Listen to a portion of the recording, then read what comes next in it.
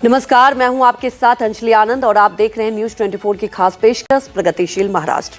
आज बात होगी महाराष्ट्र में आने वाले विदेशी निवेश की। आखिर कैसे फडणवीस सरकार विकास और रोजगार के नए रास्ते खोल रही है। साथ ही चर्चा कृषि क्षेत्र में हो रहे नए बदलाव की भी करेंगे।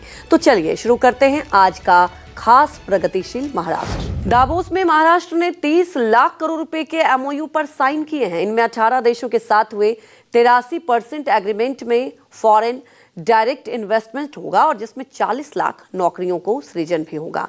इसके अलावा 10 लाख करोड़ रुपए के दूसरे इन्वेस्टमेंट एग्रीमेंट पर शुरुआती बातचीत भी पूरी हो गई है। और इस मौके पर मुख्यमंत्री फडणवीस ने जानकारी दी है कि पिछले साल के 75% एग्रीमेंट अब तक लागू भी हो चुके हैं।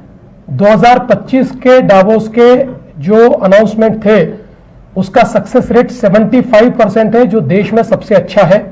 30 लाख कोटीची गुंतवणूक या ठिकाणी आणि अजून 7 ते 10 लाख कोटी ही गुंतवणूक पुढच्या काळामध्ये वाढेल अशा पद्धतीने गुंतवणूक आपण करू शकलो आहोत। यामध्ये इंडस्ट्री सेक्टर आहे, याच्यामध्ये सर्व्हिस सेक्टर आहे, याच्यामध्ये ॲग्रीकल्चर आहे, याच्यामध्ये टेक्नॉलॉजीचं क्षेत्र आहे। महाराष्ट्र ने एक दशक से भी कम समय में ऊर्जा क्षेत्र की तस्वीर बदल दी। ये बात महाराष्ट्र के मुख्यमंत्री देवेंद्र फडणवीस ने वर्ल्ड इकोनॉमिक फोरम की वार्षिक बैठक में कही है। दावोस में इंडिया पवेलियन में scaling solar energy where it matters विषय पर बोलते हुए सीएम फडणवीस ने कहा कि रूट टॉप सोलर और पंप अरबों रुपए की बिजली लागत में बचत, कार्बन उत्सर्जन में बड़ी कमी और ऊर्जा बैटरी स्टोरेज और पंप स्टोरेज के जरिए राज्य और राष्ट्रीय बिजली ग्रिड को स्थिर किया जाएगा। साथ ही साल के अंत तक सौर ऊर्जा के माध्यम से 16 गीगावाट बिजली भी उपलब्ध हो जाएगी। मुख्यमंत्री देवेंद्र फडणवीस ने राज्य में अब तक के सबसे महत्वाकांक्षी टेक्नोलॉजी प्रोजेक्ट इनोवेशन सिटी की औपचारिक घोषणा कर दी और ये मेगा प्रोजेक्ट टाटा ग्रुप के साथ मिलकर विकसित किया जाएगा, जो नवी मुंबई इंटरनेशनल एयरपोर्ट के पास स्थापित होगा। विश्व आर्थिक मंच के दावोस शिखर सम्मेलन में की गई इस घोषणा के मुताबिक टाटा ग्रुप इस प्रोजेक्ट में करीब 11 अरब डॉलर का निवेश करेगा। मुख्यमंत्री फडणवीस ने कहा कि प्रोजेक्ट महाराष्ट्र को भारत ही नहीं बल्कि एशिया के प्रमुख टेक और इनोवेशन सेंटर्स में शामिल करेगा। ये जो पूरी इनोवेशन सिटी है, इसमें देश के और दुनिया के जो बड़ी बड़ी कंपनीज है उनके इनोवेशन सेंटर्स यहाँ पर आएंगे और मुझे ऐसा लगता है कि पहले हमें वहाँ पर इंफ्रास्ट्रक्चर तैयार करना पड़ेगा, जिसकी शुरुआत हम अभी करेंगे।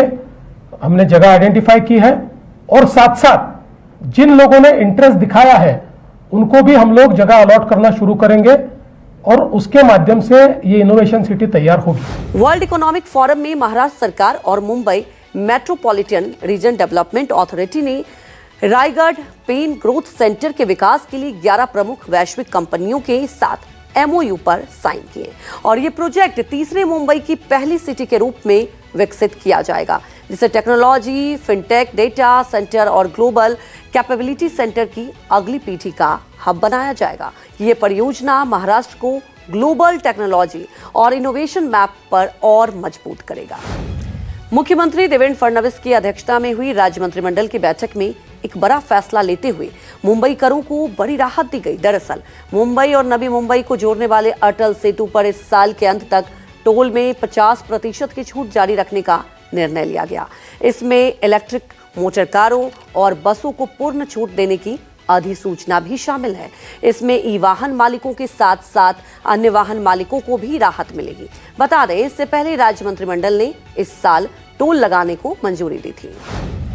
बारामती के मालेगांव में एग्रीकल्चर डेवलपमेंट ट्रस्ट की तरफ से कृषि विज्ञान केंद्र में 8 दिवसीय एग्रीकल्चर एग्जीबिशन 24 जनवरी को समाप्त हो गई और जहां innovative agriculture technology, greenhouse unit, automatic weather station, modern सब्जी प्रोडक्शन, AI बेस्ड गन्ने की खेती, बिना मिट्टी और नेचुरल खेती, मोटे अनाज और फूलों की खेती, AI तरीकों से केले और मक्के की खेती जैसे कई टॉपिक पर विस्तृत जानकारी दी गई।